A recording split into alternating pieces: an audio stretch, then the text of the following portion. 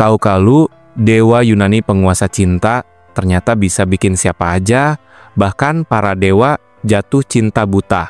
Bayangin, satu panah aja dari dia bisa ubah hidup lu selamanya.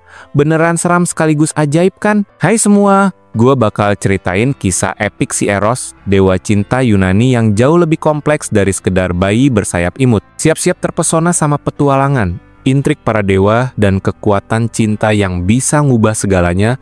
Lu pasti bakal terpukau. Eros itu bukan cuma dewa biasa, dia anak dari Afrodite, sang dewi kecantikan dan cinta, sama Ares, dewa perang yang garang. Jadi, bayangin gabungan kecantikan, memikat, dan keberanian perang, itu dia si Eros dalam darahnya. Tugas utama dia tuh ngacak-ngacak hati makhluk hidup, baik manusia biasa maupun dewa-dewi di Olympus, pakai senjata andalannya. Senjata pamungkasnya, dua jenis panah ajaib yang efeknya beda banget, bisa bikin bahagia atau nestapa. Panah pertama ujungnya emas mengkilap.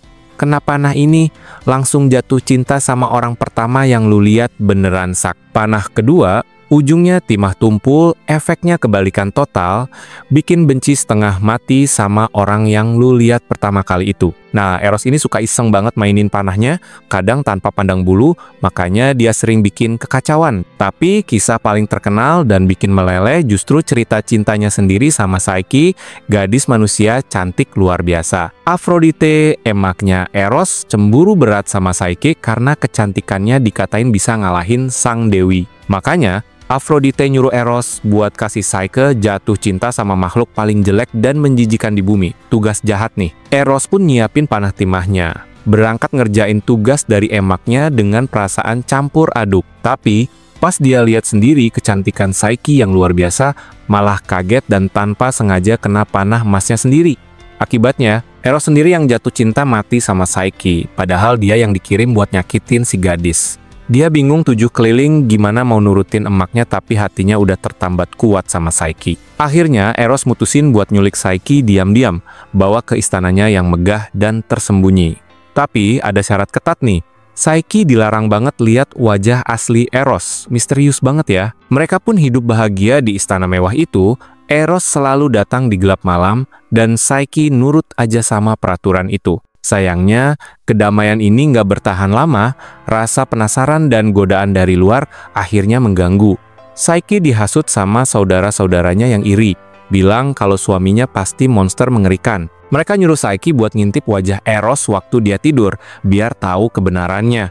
Terpengaruh hasutan, suatu malam Psyche nekat bawa lampu minyak ke tempat tidur Eros, pengen lihat rupa aslinya. Begitu sinar lampu jatuh ke wajah Eros, Psyche langsung terpana. Ternyata suaminya itu pemuda tampan luar biasa. Tapi tanpa sengaja, setetes minyak panas jatuh dari lampu itu ke kulit Eros, bikin dia kebangun kesakitan. Eros langsung sadar, Psyche udah langgar janji, dia merasa dikhianati, sakit hati, dan langsung terbang pergi. Psyche nyesel banget, dia baru sadar udah ngerusak hubungan cintanya sendiri karena rasa penasaran buta. Dia bertekad bulat buat dapetin Eros kembali, apapun bakal dia lakukan, meski itu berarti hadapi tantangan berat. Perjalanan Psyche buat cari Eros pun dimulai, penuh rintangan dan ujian dari para dewa, terutama Afrodite yang emang benci Psyche sengaja kasih dia 4 tugas mustahil, kayak misahin tumpukan biji-bijian raksasa.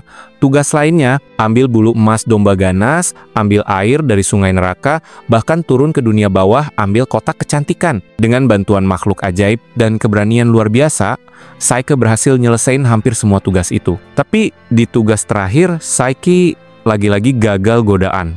Dia buka kotak kecantikan yang harusnya dibawa utuh ke Aphrodite. Isinya ternyata bukan kecantikan, tapi tidur abadi yang langsung ngerubungin Psyche, dia jatuh pingsan. Untungnya, Eros yang udah sembuh dari lukanya, cari Psyche dan nemuin dia dalam keadaan koma. Dia langsung nyium Psyche.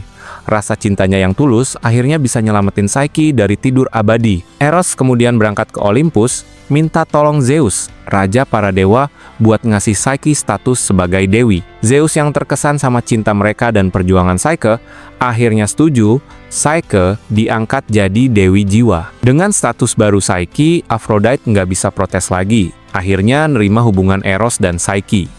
Mereka pun nikah dengan meriah di Olympus, dihadiri semua dewa. Akhir yang bahagia buat sepasang kekasih. Kisah Eros dan Psyche ini jadi simbol kuat kalau cinta sejati bisa menang atas segala rintangan dan kelemahan manusia. Eros sendiri, meski awalnya dewa iseng, lewat pengalaman ini jadi lebih bijak ngertiin arti cinta yang sesungguhnya. Pengaruh Eros masih kerasa banget sampai sekarang, dari seni klasik, sastra, sampai film dan lagu populer.